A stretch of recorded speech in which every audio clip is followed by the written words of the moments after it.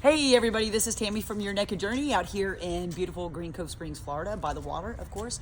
It's a little cold, got my kind of like 70s, 90s jacket kind of on. It's 11 degrees Celsius, which is very cold for me. I know for the rest of you up north, I'm really sorry you're a bigger badass than I would ever dream of being, because anything under 20 is like way too cold for me because you can't wear flip-flops and go barefoot.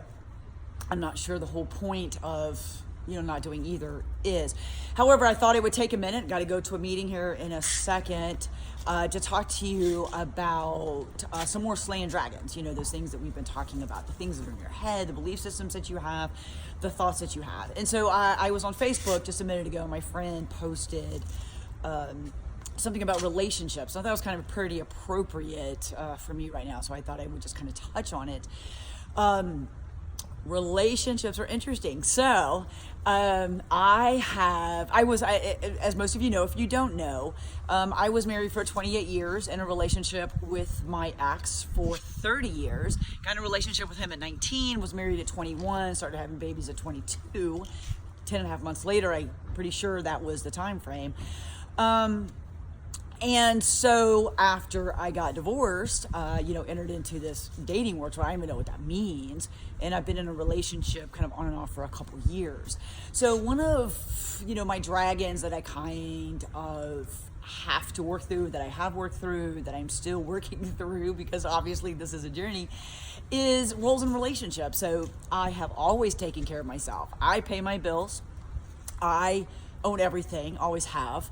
My mother was, of course, back in late 50s, early 60s, when she got married, she stayed home all the time. And I really witnessed, that power differential that went on in my home. And my father wasn't, there was no abuse going on. There wasn't anything like that.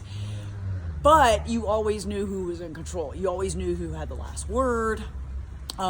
Whether it was just money or personality, it kind of didn't matter. For me, it was all about, I'm not going to be dependent upon anybody. That was just never going to happen. From a very young age, I made this decision. That was part of my whole career path in being a psychologist instead of a teacher, because you can make more money as a psychologist, you can take care of yourself, and you can live the life that you want to live, and you kind of don't need, quote unquote, financially need anybody else.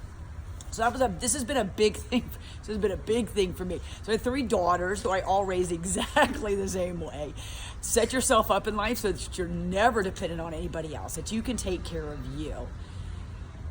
So for me, it was an issue in my marriage, believe it or not, which I kind of find interesting, that I didn't, quote unquote, need him. Financially, because I made 3, 4, 5 times as much money as he did. And I think he had a lot of insecurities built around that for 30 years. I mean, again, this is kind of why we didn't work out, and there's a lot of reasons why it didn't work out. But what I kept telling him is, isn't it more important that I want you than like I need you? I mean, like, isn't that the thing? So when I started dating, it was kind of interesting because people would ask me, what are you looking for in a man? And all I could tell them was I knew what I wasn't looking for in a man. I had no idea what I was kind of like looking for in a man, So this post kind of came up, and I found it very, very interesting, and kind of the way that it was phrased. And so kind of talking about living your exceptional life and what you want a partner, man, woman, whatever, that's not important. What's important is, and it's not even important that you decide to get into a relationship. That's not a thing either. I'm not advocating one way or another. However, I want to journey with somebody.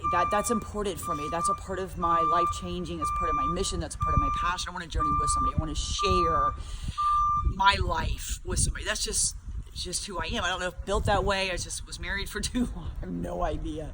That's what I want to do. So, you start thinking about what you want, in a partner. And so, like I said, this post kind of was really interesting. So I put it on Facebook, kind of some things. And so what am I looking for in a relationship? What are you looking for in a relationship? I want somebody to help fasten my cape when it comes off. You know what I'm saying? Like, I want somebody to battle with me side by side, like not be afraid, and somebody who is in a constant state of exceptionality. who's always pushing themselves, always challenging themselves. You don't have to succeed necessarily, but you have to have that desire and that drive. I'm a very passionate individual. I have a lot of energy that just kind of just flows from me. It's just that people say it. Like, people I don't even know, will be like, holy shit, very intense, like very intense. And so I always thought it'd be really kind of, I think what I needed and what my ex was kind of the antithesis of that. So I was like, okay, well, this would be cool because sometimes you need yin and yang, sometimes you need balance, fuck that. That is not what I need right now. Now, maybe back when I was building a family and I needed more stability and safety and whatever, what I need now is somebody who is willing to ride the fucking tornado when it starts.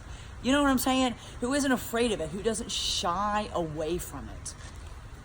I need somebody who's going to battle. I need somebody who challenges themselves every day. I need somebody who, with them, I become a more powerful woman. Not because of them, I'm a powerful woman, because I kind of got that, but because I am with them, I am a more powerful woman. Because I have that warrior partner. You know what I'm saying? I want somebody who wants to take risks. I want somebody who wants to go balls to the wall. I want somebody who's just like, baby, if that's what you want to do, let's figure out a way to do it. And we kind of got this. I don't want somebody to put limitations on my life. I don't.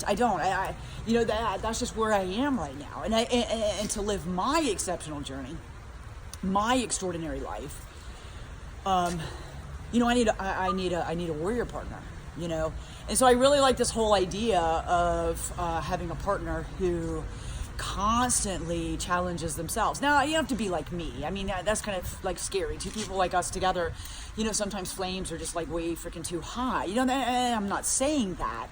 And I need somebody who's very extroverted or somebody who's just like whatever. But I need somebody who's willing to challenge themselves. I want somebody who is constantly trying to improve. I want somebody who makes himself a better person, not because of me, but because it's something that drives them. It's that fire in your soul. There are so many people out there. 90% of the people out there don't live their purpose. They have no idea. They don't even know what I'm even talking about. Like, I talk and they're like, the hell are you talking about? I go to work, I come home, I raise my kids. Who cares about all of that? That oh my God. And I think that's what ultimately led to the divorce. It was this whole concept that I had, that I was ready to re-engage with life. I was ready to re-engage with my purpose. I was at that moment when I wanted to reignite Superwoman. I want to fucking, kick ass and take names. And I wanted to fucking live and be alive and experience life. And my ex wanted to sit on the couch and watch TV. And during the conversations, it was like, why? There was just a lot of conversations about why. I know I don't want to do that. No, I don't want to do this. Very comfortable, very complacent and okay in the complacency, and just really unwilling to step out of comfort zones. I love the zones of uncomfortability. I love the zones of fear, of, anxiety, of challenge. That's where I myself work best, in the chaos of life. So sometimes you have to create chaos to be extraordinary. Moving to Greece is creating chaos. That's purposeful. For me, that was a decision. I understand that. So I kind of challenge you, when you are moving through this journey to your exceptional life, pay attention not to what your partner can bring kind of financially or emotionally to support me, because, fuck, I mean, whatever, you know what I'm saying? Like all that's good and grand. But what are the qualities about you that make you special? What are the qualities about you that makes you extraordinary? That's what you need in a partner. You need in a partner somebody who can celebrate those and who can help you find those and express those and be confident in those. You know what I'm saying? Like I think a lot of times, you know, we feel as women, okay, I'm this, I'm a very intense individual. Like I could be pretty intense.